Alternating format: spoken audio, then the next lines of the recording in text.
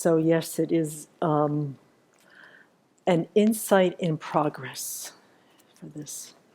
I've started reading the third book in the Library of Wisdom and Compassion series called Samsara, Nirvana, and Buddha Nature. I used it as part of my motivation yesterday morning in the hall, and I've just been thinking about it a lot. So I wanted to continue to share what's ringing true for me about this particular paragraph in the book that I read.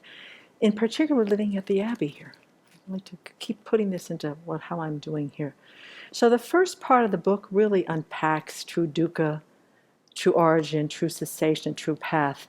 And I'm in the section of the book where we're looking at true dukkha, which for me, if I were to interpret true dukkha personally, I experience it as pretty relentless disappointment, unceasingly dissatisfied, the unpredictability of sickness, and the vicious cycle where I get caught up in my afflictions and I get thrown when I experience the ripening of my karma.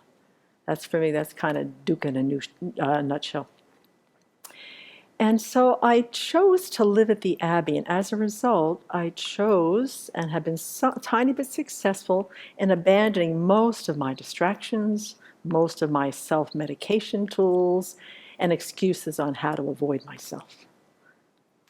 And as time goes on, as a result of that, I begin to experience these little moments of freedom in my mind, to see them from a distance. What was I distracting myself from? What was I self-medicating myself from? What was I trying to avoid feeling and thinking about my life and about the situation here in samsara? And I suddenly realized I was pretty much avoiding the truth of dukkha. That's what I was avoiding. So last night we were driving in the car, Venerable Nima and I were talking about some forms of dukkha, anxiety, worry, disappointment, the aging body, and so forth. And right in the middle of the conversation, she stated this quote that just went right into me in a way that I'd never heard it before. And she said, "If it isn't one thing, it's another." And I thought, if I could tattoo dukkha in its simplest form, it would be, if it's not one thing, it's another. That's samsara, endlessly, unceasingly, relentlessly. If it's not one thing, it's another. And it landed inside of me in a place that I just have not experienced before. So now I'm saying, well, now what? Now what do you do with this little insight, with this quote that just kind of came in and went in? Now that you have maybe a tiny bit more clarity with that little thing that happened last night, so that true dukkha needs to be recognized for what it is. It went in somewhere last night in a place that is new. And what is different for me when looking over my life is that in a small way, when I look at dukkha and that it needs to be recognized, I'm going from being depressed about it, being angry about it, ignoring it. I've had this small thing about dukkha so many times previously. I had one in my winter retreat this past winter that I just sat by the river and just wept, understanding the situation that I found myself in and then I find others in. That I get paralyzed or I don't want to deal, or I get overwhelmed by a kind of despair. And so, but it's changing. And instead of falling into these very unhappy, paralyzing, not helpful states, when I think about true dukkha, this paragraph by His Holiness has shown me that slowly after 15 years here at the Abbey, and my Dharma practice, I don't know, 22, 23 years now, is slowly turning in a good way. And now that I can look at true dukkha more directly and live within it, and still be able to practice to abandon it without falling apart.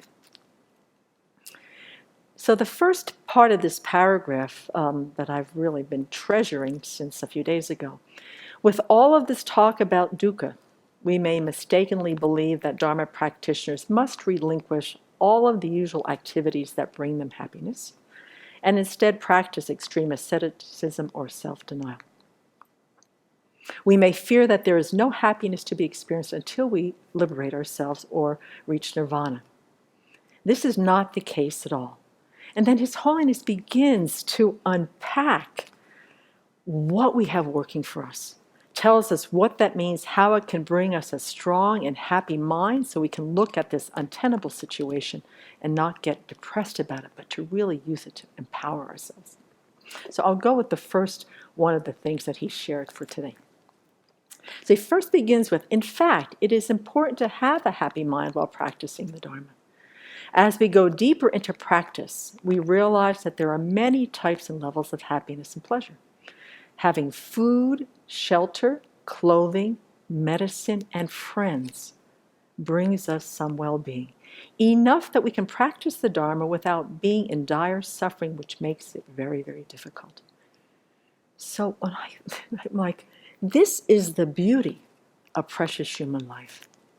That's what I looked at. And when you see the news in the world, and so much of the world right now is food insecure, water insecure, homeless, alone, without medicine, without medical care and kindness anywhere to be found, and sick or injured and have no means by which to help themselves, or having friends that can support and encourage them. And I see my life here in comparison. It's startling.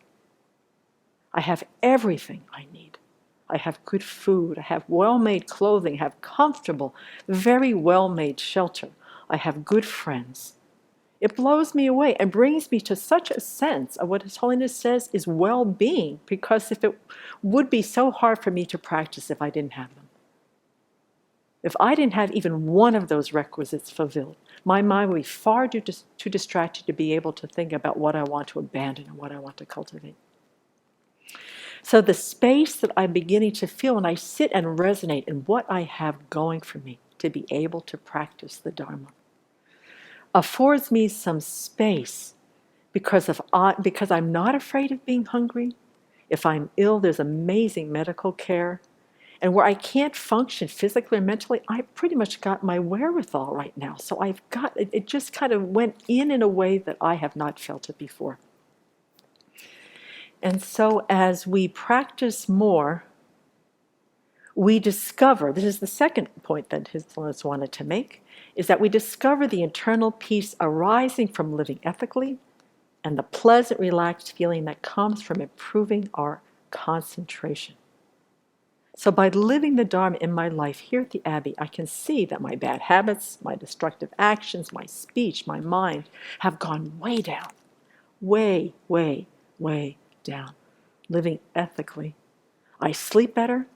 I don't have so many ups and downs. I don't try to cover my tracks like I used to, strategize on getting away with destructive actions and then trying to cover the evidence.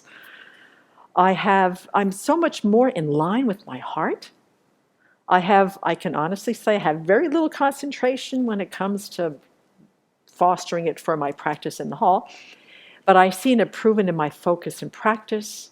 I remember a few more things better. I listen to others with more mindfulness and attention. I have more ease and less anxiety. So the Dharma is leading me to be, happier, more content, and more at ease. So those are the 2 points that His Holiness talks about on how we can bring happiness while we're looking at the truth of dukkha, and I'll share more tomorrow.